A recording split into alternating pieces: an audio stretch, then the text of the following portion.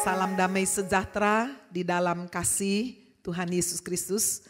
Bapak Ibu Saudara sekalian, di bulan Februari ini kita mendapat satu subtema untuk membawa kita sungguh-sungguh memiliki satu iman kepada firman Tuhan, kepada Kristus lebih lagi bertumbuh. The power of faith. Jika kita melihat saudara sistem kerajaan dunia hari-hari yang semakin akhir ini sungguh sangat kuat, penuh dengan kuasa, penuh dengan daya tarik. Saudara sekalian, tidak sedikit anak-anak Tuhan, bahkan hamba-hamba Tuhan berhasil ditarik ke dalamnya dan mengalami kejatuhan moral. Bagaimana kita bisa mengalahkan kekuatan dunia yang semakin hebat?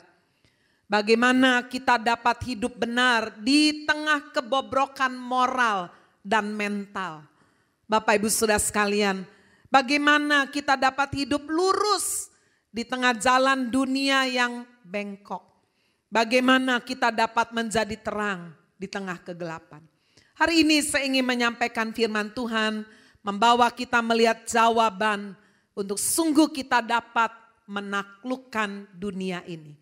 Saya mengambil tema kebenaran firman hari ini, conquering the world. Menaklukkan dunia. Mari kita membaca firman Tuhan sebagai dasar khotbah saya pada hari ini di dalam 1 Yohanes pasal 5 ayat 1 sampai dengan ayat 5.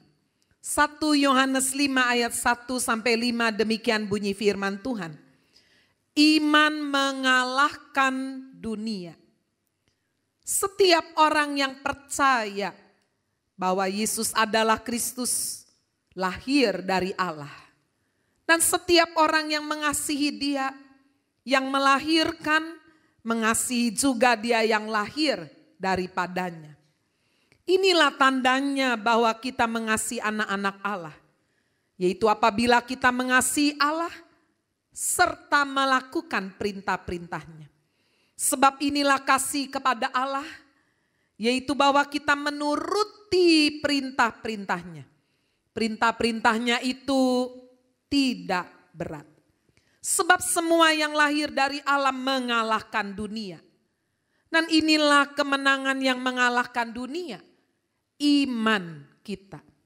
Siapakah yang mengalahkan dunia selain daripada Dia yang percaya bahwa Yesus adalah anak Allah. Mari kita yang percaya firman Tuhan kita berkata, amin.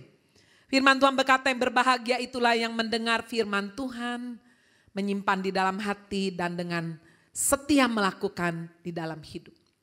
Bapak Ibu Saudara sekalian, kitab pertama di dalam Kejadian pasal pertama ayat pertama membawa kita memahami bagaimana kita menaklukkan dunia harus dimulai dari Allah. Pada mulanya Allah. Sudah sebelum segala sesuatu ada, Dia sudah ada. Itu sebabnya Bapak Ibu Saudara bagaimana kita menaklukkan dunia, sistem-sistem dunia yang mencoba menarik kita keluar dari jalan Allah. Kita harus kembali kepada Allah. Amin. Hal yang paling mendasar yang pertama sudah bagaimana kita menaklukkan dunia adalah dengan mempercayai Yesus Kristus. Yesus adalah Kristus. Yesus adalah juru selamat. Dan Bapak Ibu, untuk kita bisa percaya Yesus adalah Kristus. Dalam bahasa Yunani, kata juru selamat memakai kata Kristus. Dalam bahasa Ibrani, kata juru selamat memakai istilah Masiah. Ya, kita sering dengar istilah Mesias. Atau kemudian saudara Isa Al-Masih. Saudara-saudara sekalian semuanya memiliki pemahaman yang sama. Yesus disebut Kristus, disebut juru selamat. Yesuslah yang dipilih oleh Allah, diurapi oleh Allah untuk menjadi penyelamat. Untuk menjadi Tuhan. Nah saudara kita bisa percaya Yesus adalah Kristus adalah juru selamat. Itu adalah anugerah. Coba kalau saudara tidak percaya keluar dari tempat ini, saudara tanya orang-orang yang ada lagi jalan-jalan. Kamu percaya Yesus Kristus? Ketawa sudah. Kamu percaya Yesus itu juru selamat? Dia paling bilang, oh kamu Kristen. Kamu punya Tuhan sendiri, aku punya Tuhan sendiri. Betul tidak saudara? Itu sebabnya kita bisa percaya Yesus adalah Kristus. Itu sungguh adalah anugerah.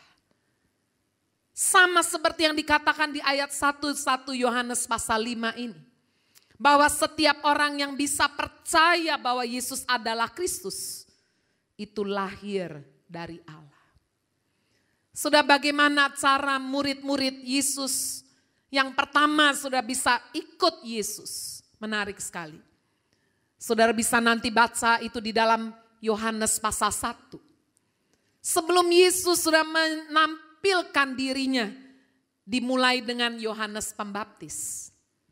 Yohanes Pembaptis, saudara, lahir dari seorang wanita yang tadinya mandul, Elisabeth.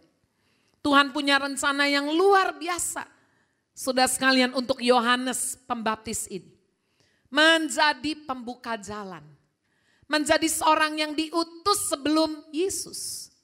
Dia menjadi suara yang sungguh-sungguh saudara sekalian boleh berbunyi di tengah-tengah padang gurun. Suara yang berseru-seru.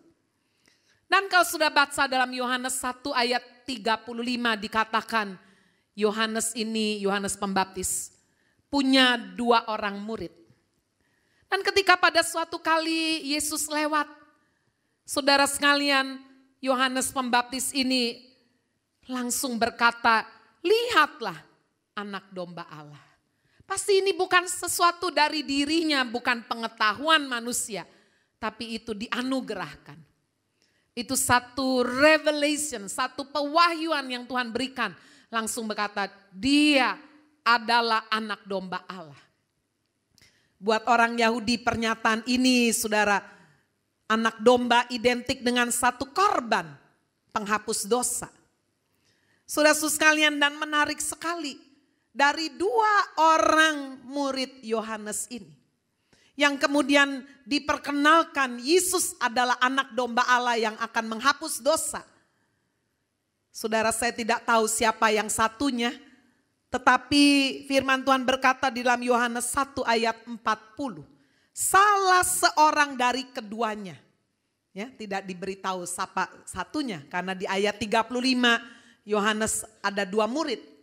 Tetapi salah seorang dari keduanya yang mendengar perkataan Yohanes lalu mengikut Yesus. Namanya adalah Andreas. Sudah ini membuktikan bahwa orang bisa percaya Yesus, bisa mengikut Yesus adalah anugerah. Amin. Bisa mendengar berita yang sama. Dia Yesus anak domba Allah. Tapi hanya satu yang meresponi. Satu mengiring, mengikut Yesus. Langsung bisa percaya. Namanya adalah Andreas. Saudara, Andreas tidak bisa menyimpan sukacita yang besar ini. Lalu kemudian dia beritahu kepada saudaranya namanya Simon. Yang di kemudian hari saudara namanya lebih dikenal dengan nama Petrus. Dia berkata demikian, kami telah menemukan Mesias.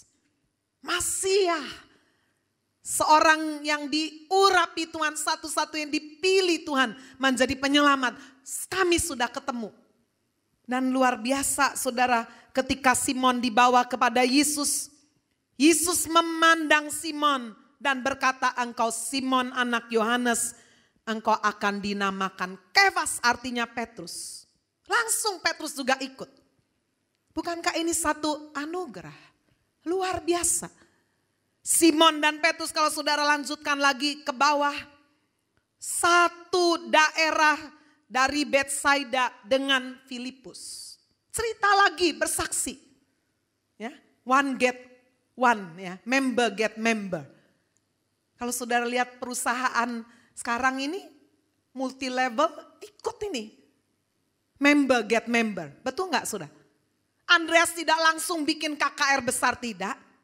Dia bawa saudaranya satu. Siapa yang menyangka kalau saudaranya ini Petrus Tuhan beri kapasitas yang jauh lebih besar ketika setelah dipenuhi Roh Kudus. Dia bisa memenangkan 3.000 jiwa sekaligus. Nama Andreas tidak pernah kedengeran memenangkan ratusan atau ribuan jiwa.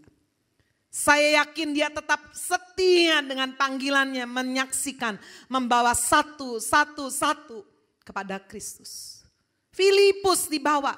Kalau saudara lihat lagi, Filipus juga ajak lagi temannya, namanya Nathanael. Sampai saudara mereka menjadi murid-murid Yesus. Bukankah itu anugerah? Tadi saudara setelah selesai ibadah yang pertama, ada sepasang suami istri muda datang kepada saya dan berkata, "Bu, ini jiwa baru, mau menerima Yesus." Saya langsung bawa masuk sudah ke ruang hamba Tuhan, saya doakan jiwa baru. Bapak Ibu saudara-saudara sekalian dibawa oleh anak, oleh mantu. Saudara-saudara sekalian ditabur oleh kebenaran firman dan kemudian mengambil keputusan menerima Yesus sebagai juru selamat. Itulah anugerah. Ada banyak cara, ada orang yang seperti Thomas. Kalau enggak lihat, enggak percaya. Lihat dulu ya. Ada orang yang dapat anugerah khusus memang. Seperti Tuhan kasih anugerah kepada Thomas. Dia menampakkan diri, ayo masukkan ujung jarimu ke bekas paku yang berlubang. Barulah Thomas percaya dan berkata, "Engkau adalah Tuhan, engkau adalah Allah, you are my Lord, you are my God."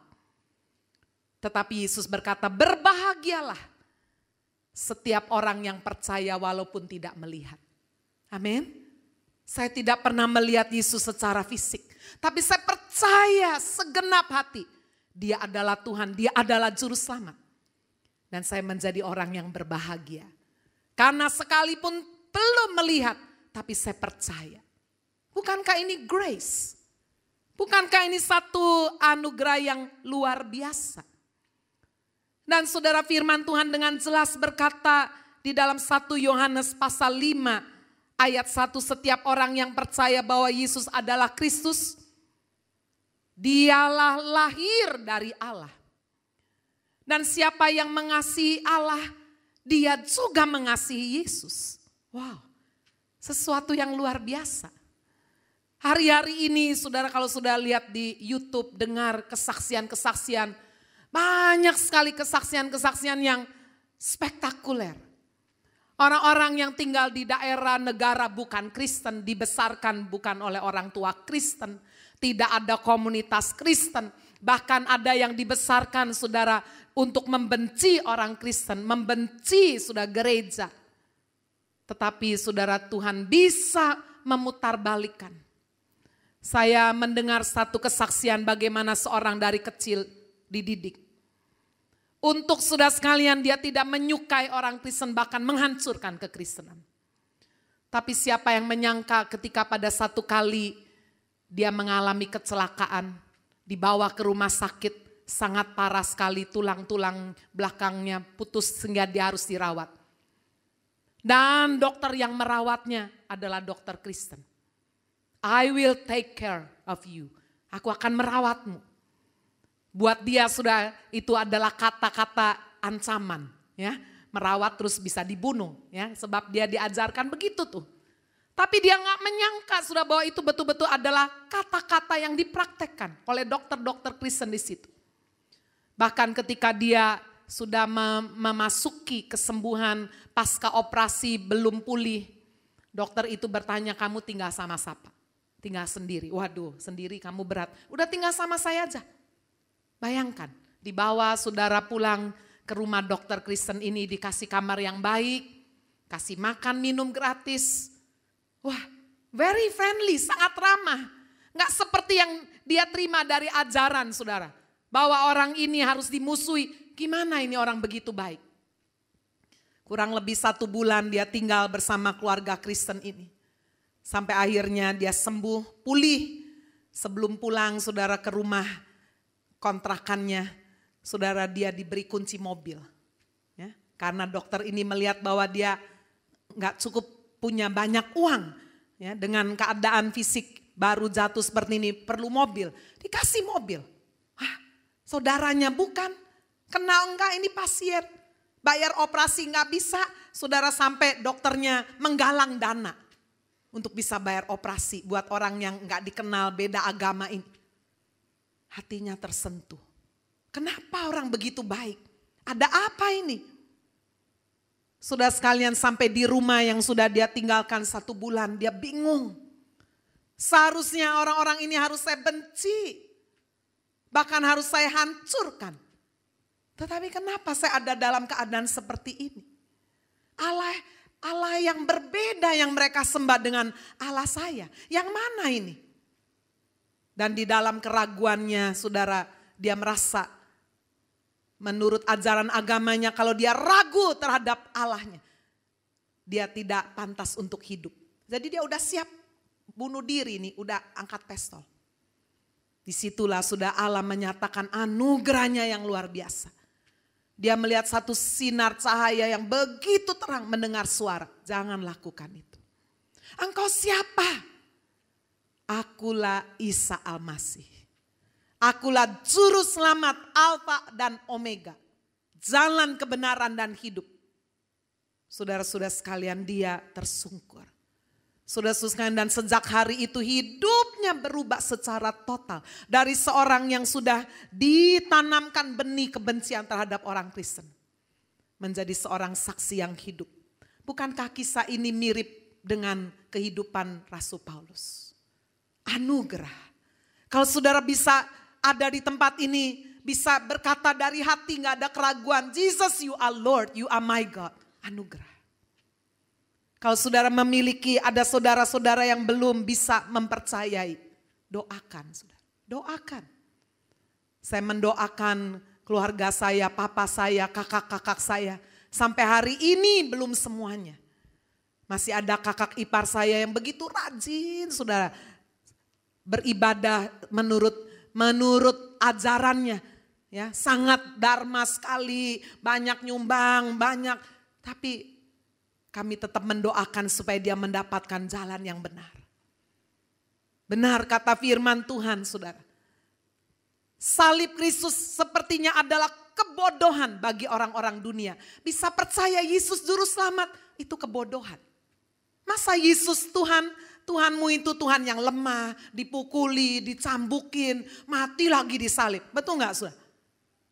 Itu sebabnya apa yang dikatakan firman, saya coba bacakan sudah. Lihat di dalam 1 Korintus pasal 1. 1 Korintus pasal 1 ayat 21, oleh karena dunia dalam hikmat Allah tidak mengenal Allah oleh hikmatnya. Maka Allah berkenan menyelamatkan mereka yang percaya oleh kebodohan pemberitaan Injil. Ayat 24. Tetapi untuk mereka yang dipanggil baik orang Yahudi maupun orang bukan Yahudi, Kristus adalah kekuatan Allah dan hikmat Allah. Luar biasa. Saudara sekalian, buat orang-orang yang mata hatinya belum dicelikan. Pemberitaan salib Kristus itu kebodohan. Mereka mentertawakan. Kok bisa orang Kristen percaya Yesus Kristus itu Tuhan. Begitu lemah disalib dan sebagainya. Ini firman Tuhan menyatakan. Tetapi sudah sekalian dikatakan apa yang bodoh bagi Allah dipilih Allah. Apa yang bodoh bagi dunia dipilih Allah. Untuk memalukan orang-orang yang berhikmat. Saudara, inilah the first step. Untuk kita bisa mengalahkan dunia. Sistem dunia sudah yang akan membawa manusia terpisah dari jalan Allah. Yaitu dengan menerima anugerah Allah. Kita bisa berkata, mengaku dengan mulut, percaya dengan hati, enggak ada keraguan sedikit pun. Yesus engkau juru selamat, Yesus engkau Tuhan. Kristus saudara dalam bahasa Yunani. Tuhan dalam bahasa Yunani memakai istilah kurios. Artinya supreme in authority. Memiliki satu kekuasaan tertinggi, otoritas tertinggi. Kita bisa berkata Kristus, Yesus engkau Tuhan. Itulah anugerah. Sekarang saudara yang kedua, tahap kedua. Bagaimana saudara mengalahkan dunia? Setelah kita menerima anugerah Allah, bisa percaya Yesus adalah juru selamat. Yesus, engkau adalah Tuhan. Ada the second step. Coba kita kembali melihat 1 Yohanes pasal 5 ayat 3. 1 Yohanes 5 ayat 2. Inilah tandanya bahwa kita mengasihi anak-anak Allah. Yaitu apabila kita mengasihi Allah serta melakukan perintah-perintahnya. Sebab inilah kasih kepada Allah, yaitu bahwa kita menuruti perintah-perintahnya. Perintah-perintahnya itu tidak berat. Amin. Hal yang kedua, saudara, setelah kita menerima anugerah Allah, bisa percaya Yesus adalah juru selamat. Yesus adalah Tuhan. Perintah yang kedua adalah kita mengasihi Allah. Tanda kita mengasihi Allah, menuruti perintah-perintahnya. Mengasihi Allah perwujudannya sudah bukan hanya sekedar menyanyi, I love you Lord, aku mengasihi engkau Tuhan. Bukan hanya itu.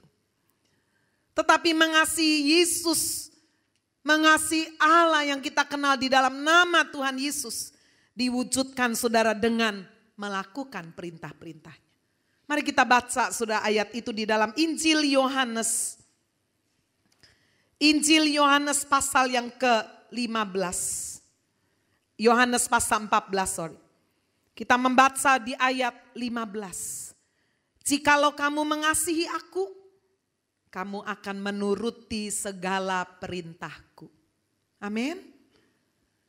Bapak ibu saudara sekalian, ada berapa banyak hidup rumah tangga? Kalau suaminya minta tolong, Ma tolong ambil sendiri ya. Oh, itu tanda saudara cintanya udah lumer. Ya, coba kalau masih pengantin baru. Ma, oh ya apa, ambil apa? Dengan senang hati. Kalau masih cintanya menggebu-gebu, gandeng istri. Saudara istrinya pakai high heel, kecekluk, aduh sayang. Wah, langsung dipijetin. Coba tunggu, sudah sekalian waktu berlalu, istri sudah semakin tua, tulang sudah semakin boro-boro digandeng. Begitu kecekluk, matamu tuh lo kemana? Udah ditinggal ngeloyor. Kasih, masalahnya di dalam kasih. Sudah kalau ada kasih, saya mencatat saudara, kasih itu merupakan motivasi yang terkuat, termulia. Nggak ada yang berat. Saudara lihat sih anak muda yang lagi pacaran, senyum-senyum sendiri, ya. Begitu pacarnya bilang, aku lu mau ke sana, tadi ada PR mau beli ini, tapi jauh. Oh enggak apa-apa, aku antar. Langsung dijemput. Tapi coba mamanya yang suruh, nih ayo nyo antar mama. Alah mama ini aku 1000 sibuk repot. Banyak alasannya. Masalahnya adalah di faktor cinta, kasih. Itu sebabnya sudah firman Tuhan itu sangat apa adanya. Kalau kamu mengasihi aku, turuti segala perintahku. Sudah kenyataannya tidak mudah. Kita menuruti segala perintah Tuhan enggak mudah. Betul tidak sudah? Ngomong Tuhan I love you, apalagi ini lagi hari Valentine. I love you ya, selamat hari kasih sayang, beli bunga lebih gampang. Beli bunga, kasih coklat, gampang. Tapi menuruti perintahnya, it's not easy. Itu sebabnya sudah saya membaca bagaimana supaya kita yang berkata kita mengasihi Yesus menuruti perintahnya. Rahasianya ada di ayat bawahnya. Yohanes 14 ayat 16. Aku akan minta kepada Bapa dan ia akan memberikan kepadamu seorang penolong yang lain. Supaya ia menyertai kamu, kapan saudara? Sewaktu-waktu ya. Sama? Selama-lamanya. Ini rahasianya. Saya saudara walaupun mengasihi Tuhan, sudah ada waktu di mana badan sudah letih, hati kecewa, ragu, tawar, pahit. Ya. Kalau suaminya baik, saudara I love you, seneng. Suaminya nyeleweng, aduh kudu tak racun mungkin gitu ya. Sulit. Itu sebabnya kita perlu Roh Kudus.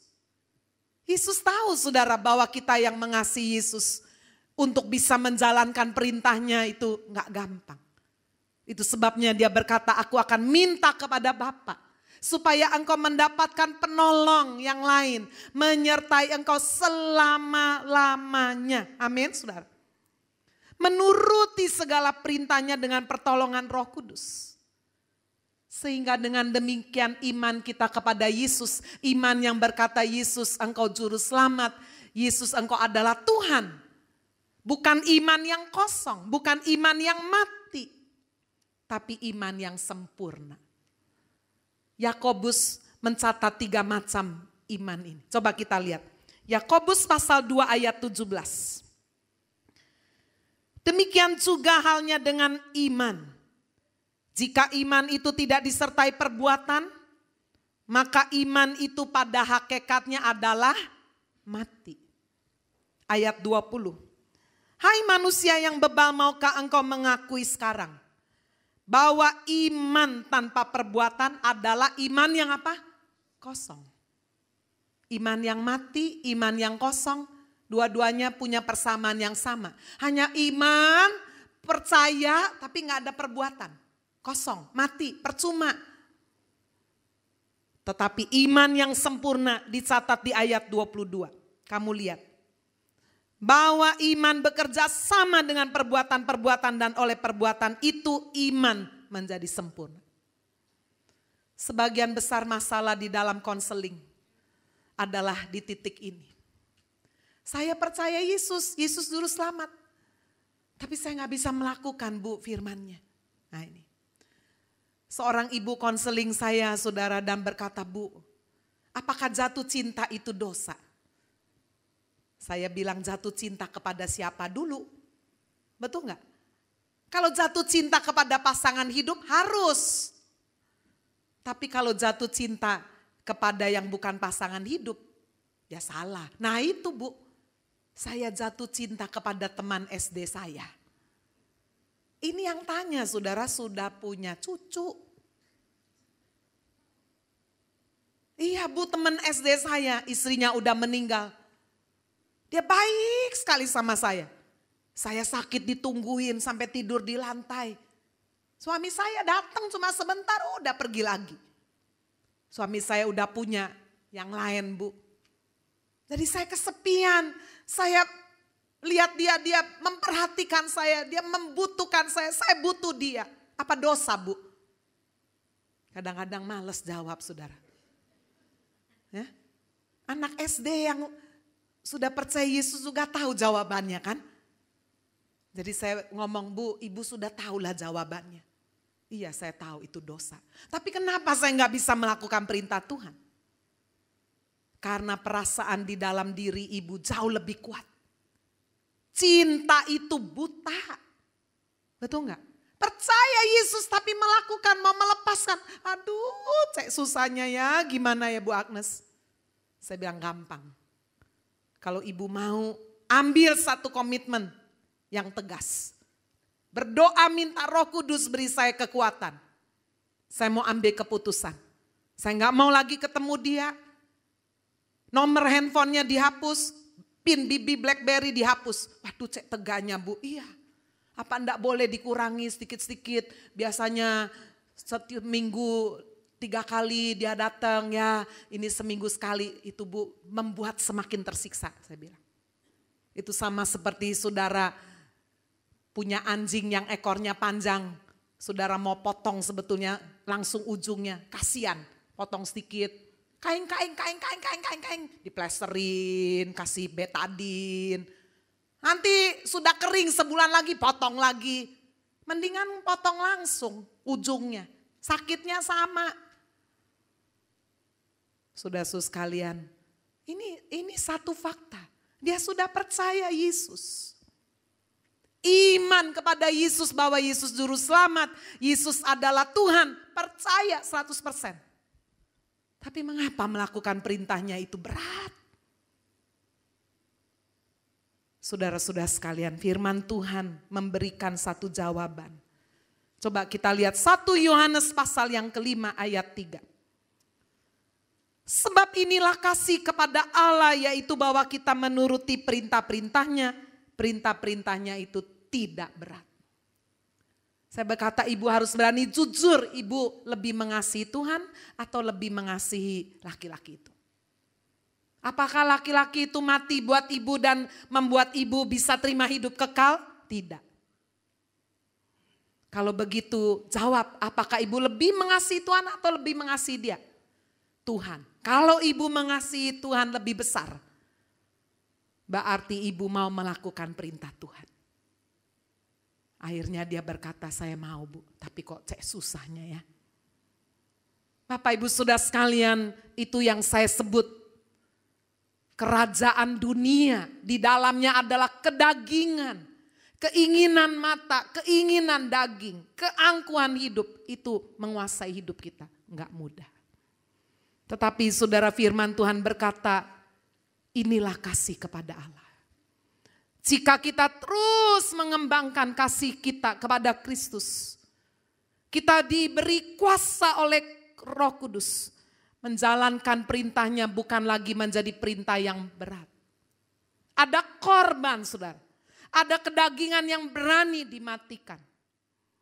Saya selanjutnya membuat ibu ini berpikir, kalau ibu sampai selingkuh kumpul kebo, suami juga begitu. Siapa yang bisa dilihat oleh anak, mantu, cucu menjadi teladan? Sekarang papanya tidak bisa dilihat. Semua anaknya, mantunya, cucunya udah gede-gede tahu bahwa papanya ini enggak benar walaupun pulang rumah tapi enggak benar ini. Sekarang ibu ikut lagi begini. Apa ibu enggak akan merusak satu generasi di bawah ibu? Siapa yang bisa jadi panutan di dalam keluarga ibu, anak, mantu, cucu? Ibu sudah umur berapa Bu? Saudara, perlu ada orang-orang yang berani kayak setrum listrik. Waduh, kaget dia. Ibu mau demi untuk kesenangan sesaat, mengisi kesepian sesaat, menghancurkan semua kemuliaan yang Tuhan sudah siapkan di depan ibu. Saya berdoa sampai hari ini, supaya ibu ini betul-betul berani mengambil satu keputusan yang tegas. Amin saudara. Bapak Ibu Saudara sekalian, menuruti perintah-perintah Tuhan. Itu merupakan tanda kasih kita kepada Allah. Tidak lagi berat. Seperti apa yang dilakukan oleh pahlawan-pahlawan Daud. Waktu Daud kepingin sekali dia berada di daerah musuh, dia keluar dari daerah Bethlehem. Karena daerah Bethlehem dikuasai oleh orang Filistin. Daud harus melarikan diri.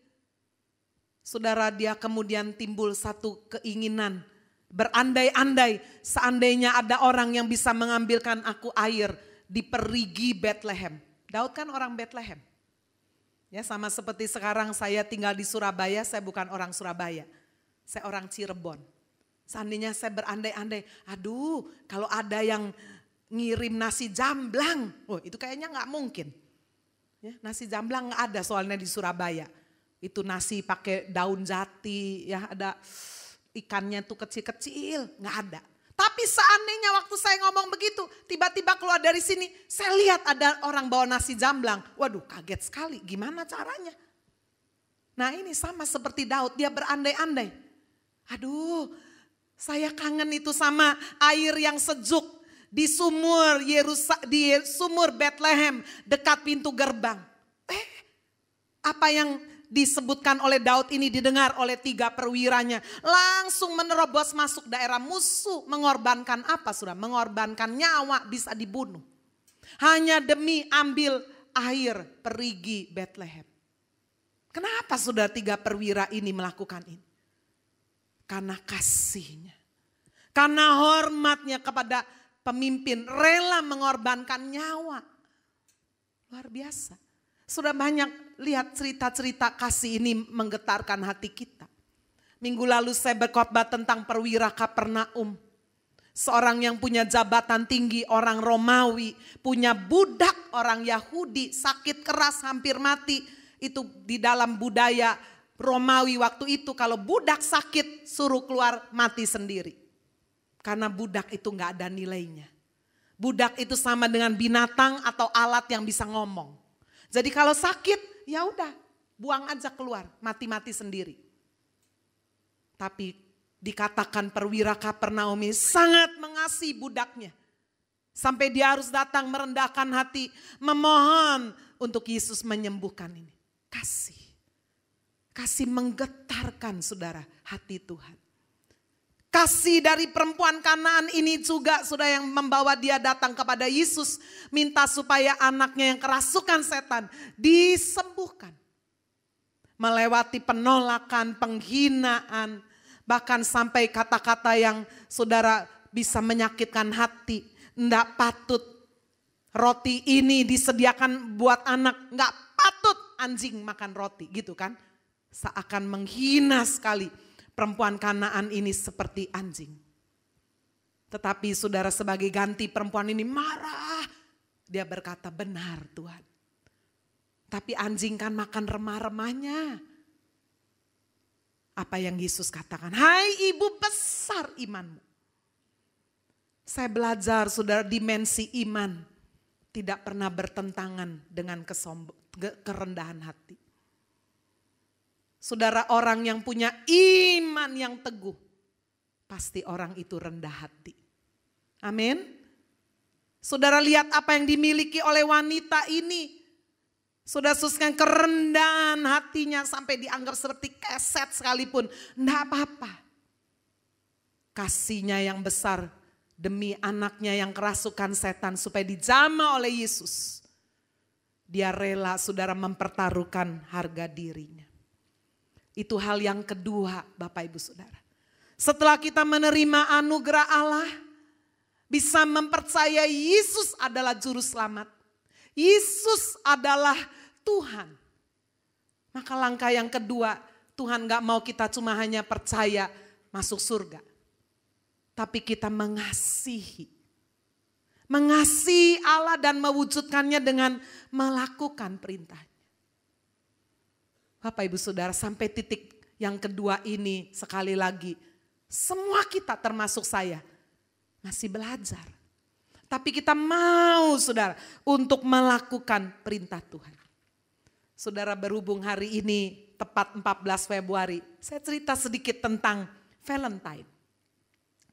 Ada banyak cerita beragam saudara tentang Valentine Day. Kenapa dirayakan? Saya ceritakan salah satu aja ceritanya. Dulu ada seorang hamba Tuhan namanya Saint Valentine. Dia hidup pada zaman seorang raja bernama Claudius. Raja ini kejam sekali. Dan raja ini sering menganiaya orang-orang Kristen. Dan dia mengeluarkan peraturan, dia melarang orang muda untuk menikah. Supaya apa? Supaya bisa dijadikan prajurit, kalau menikah nanti gak fokus. Jadi gak boleh menikah supaya bisa jadi prajurit, dilatih untuk berperang supaya kerajaannya menjadi kuat dan tangguh. Saint Valentine melihat ini sebagai satu pelanggaran terhadap firman Tuhan. Saudara akhirnya dia mengawinkan secara diam-diam. Walaupun peraturan pemerintah melarang anak-anak muda yang akan dikirim perang ini menikah. Tetapi ini gimana udah punya calon, masa istrinya dibiarin ini juga. Akhirnya dia menikahkan. Saudara dia mengajarkan pengajaran tentang kasih. Kasih antara suami istri, suami yang mengasihi istri yang menghormati suami. Itu menggambarkan hubungan Kristus dengan jemaat, begitu indah. Atas tindakannya ini akhirnya raja mendengar apa yang dilakukan Saint Valentine. Memberkati perkawinan anak-anak muda yang akan dikirim ke medan perang. Akhirnya sudah dia dipenjara dan dihukum mati, dipenggal kepalanya. Apa yang dilakukan oleh Saint Valentine itu dikenang, diingat. Sehingga konon kemudian menjadi satu hari kasih sayang. Saint Valentine. Bapak Ibu Saudara sekalian, ada banyak hal dalam hidup ini. Seringkali kita tidak melihat kebenaran firman Tuhan di dalamnya. Kita mementingkan ego kita mementingkan prestasi kita mementingkan tahta, kita mementingkan kekayaan, masa bodoh dengan yang lain. Tetapi sekali lagi, kasih membuat apa saja saudara yang kita lakukan menjadi tidak sulit. Sekarang kita lihat tahapan yang ketiga. Mengalahkan dunia dengan kekuatan iman kepada Allah. Saudara lihat circle ini. Dimulai dengan anugerah. Anugerah yang membawa kita memiliki iman. Percaya Yesus adalah juru selamat, Yesus adalah Tuhan. Langkah yang kedua, saudara, iman bertumbuh menjadi kita mengasihi Tuhan. Mengasihi Tuhan ditandai dengan kita melakukan perintah-perintahnya. Saudara sekalian, kembali kasih ini. Kembali saudara bertumbuh dan itu meningkatkan iman. Kali ini iman bukan hanya sekedar percaya Yesus juru selamat. Tapi iman yang mengalahkan dunia. Coba kita lihat ayat terakhir. 1 Yohanes pasal 5 ayat 5. Ayat 4 dan ayat 5. Sebab semua yang lahir dari Allah mengalahkan dunia. Saudara, kata yang sama dipakai di ayat 1. Semua yang lahir dari Allah percaya bahwa Yesus adalah Kristus. Jadi diawali saudara dengan anugerah orang yang percaya kepada Yesus. Lalu kemudian diwarnai, dipenuhi dengan kasih Kristus. Diimbangi lagi, diakhiri lagi dengan iman. Dikatakan lagi sebab semua yang lahir dari Allah mengalahkan dunia. Dan inilah kemenangan yang mengalahkan dunia, iman kita. Siapakah yang mengalahkan dunia selain daripada dia yang percaya bahwa Yesus adalah anak Allah. Bapak Ibu sudah keyakinan bahwa Allah lebih besar dari siapapun. Allah lebih besar dari apapun, dari keadaan apapun. Dari sistem dunia sehebat apapun, sekuat apapun, ada Allah, ada pencipta, ada penebus yang hidup, ada penguasa di atas segalanya. Itu saudara membawa iman kita terus bertumbuh. Yang mengalahkan dunia adalah yang lahir dari Allah. Yang mengalahkan dunia pada akhirnya adalah iman kita kepada Yesus. Tetapi sudah jangan salah. Iman ini harus di-maintain. Saudara dan saya tidak bisa hidup dari iman tahun lalu, 10 tahun lalu, iman minggu lalu, enggak bisa. Saya ingin mengambil satu contoh yang sangat jelas dialami oleh Elia. Kalau saudara melihat di dalam 1 Raja-Raja pasal 18. Di situ sudah dari ayat 20 sampai dengan ayat 46 nanti saudara baca aja di rumah.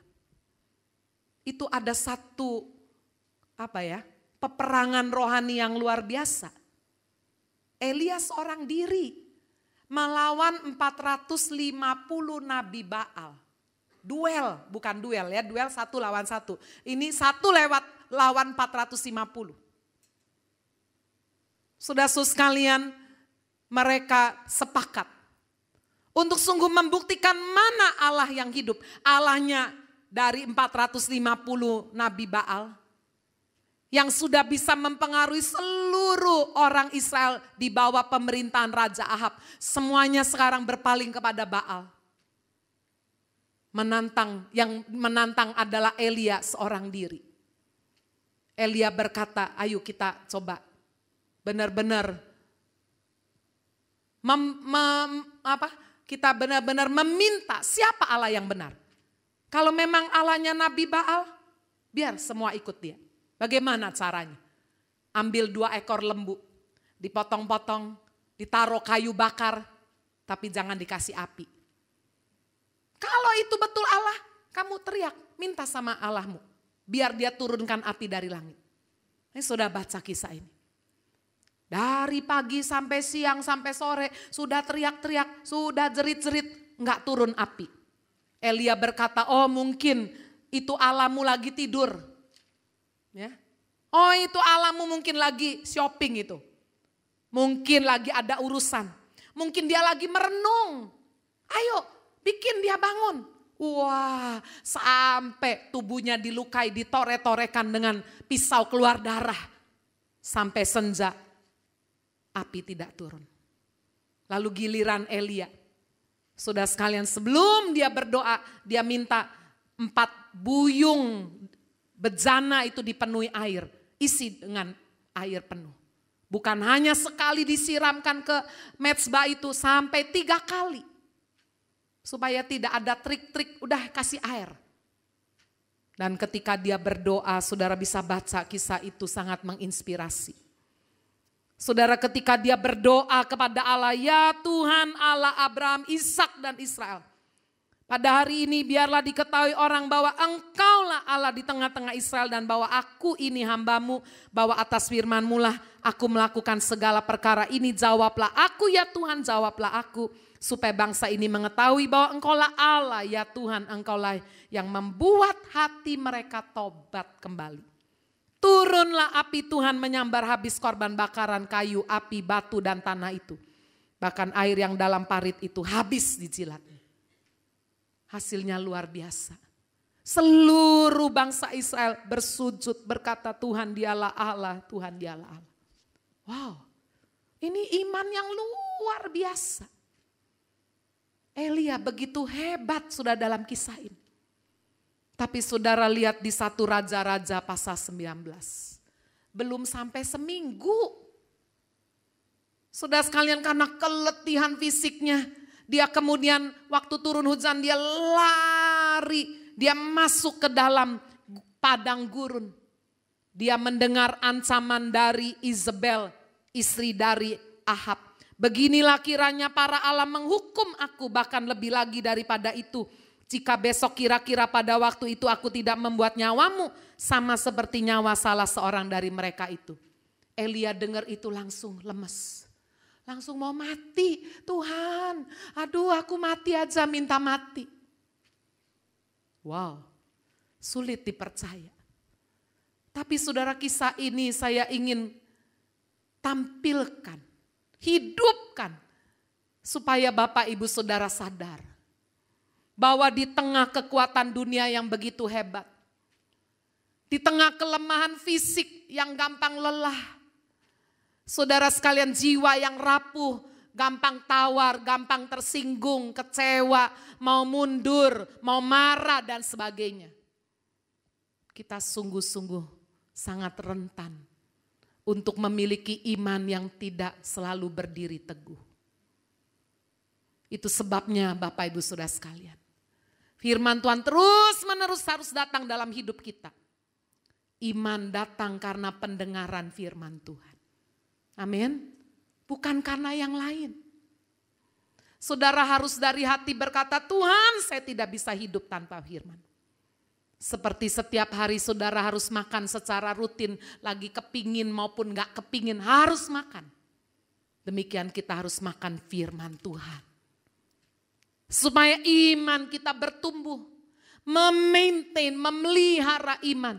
Sehingga kita tidak jatuh di tengah perjalanan kehidupan yang adalah satu pertandingan yang belum selesai.